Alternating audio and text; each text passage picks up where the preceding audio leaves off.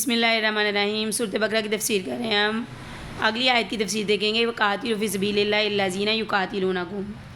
इस आयत में जो है वो बताया गया मक्का के बारे में कि प्यारे नबी सल्लल्लाहु अलैहि वसल्लम जब मक्का तशरीफ़ लाए, सहाबा के साथ उन्होंने कसद किया मक्का में ज़ियारत के लिए, उम्रा की गर्ज़ के लिए, तो मुश्किन ने उनको रोक लिया क्योंकि हज़रत इब्राहीम अलैहिस्सलाम के वक़्त से मक्का दारुल अमन था। कोई अपने दुश्मन को भी मक्का में पाता तो कुछ ना कहता। और ज़िलक़दा और ज़िलहज और मुहर्रम ये 4 महीने भी अमन के थे। इन तमाम मुल्क अरब में कोई भी लड़ाई मौकूफ़ हो जाती और कोई किसी को कुछ ना कहता।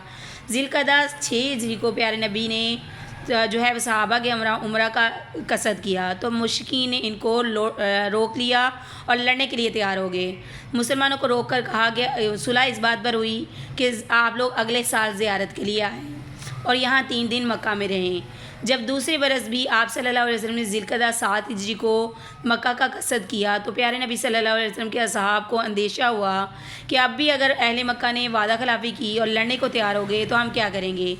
लड़ें तो शहर हराम में और हरम मक्का में क्यों कर लड़ें, और अगर ना लड़ें तो उम्रा कैसे करें। इस पर अल्लाह ताला ने हुक्म नाजिल किया कि अगर वो इस महीने में खिलाफ वर्जी करते हैं और अहद को तोड़ते हैं तो तुम भी बेतामुल इनसे लड़ो, वो तुम्हारी तरफ से इब्तिदा ना हो और ना ही ज़्यादती हो। ला तातदू लफ्ज़ इस्तेमाल करके ज़्यादती मत करो। इसकी मायने ये है कि लड़ाई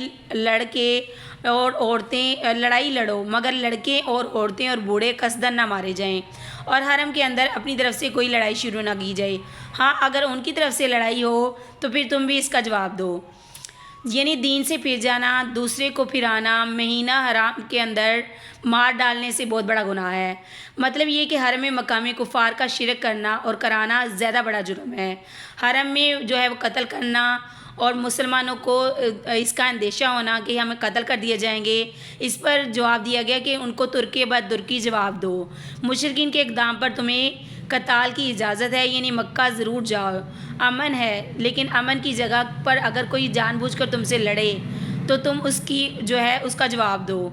जब इन्होंने इब्तिदा की और तुम पर जुल्म किया और ईमान लाने पर तुमसे दुश्मनी करने लगे और मारने तक आ गए और लड़ने भिड़ने तक पहुंच गए तो तुम भी इनको जवाब सख्ती से दो, जहां पाओ मार दो। आखिर जब मक्का फ़तह हुआ तो आप सल्लल्लाहु अलैहि वसल्लम ने यही फरमाया कि जो हथियार सामने करे इसी को मारो और बाकी सबको अमन दिया।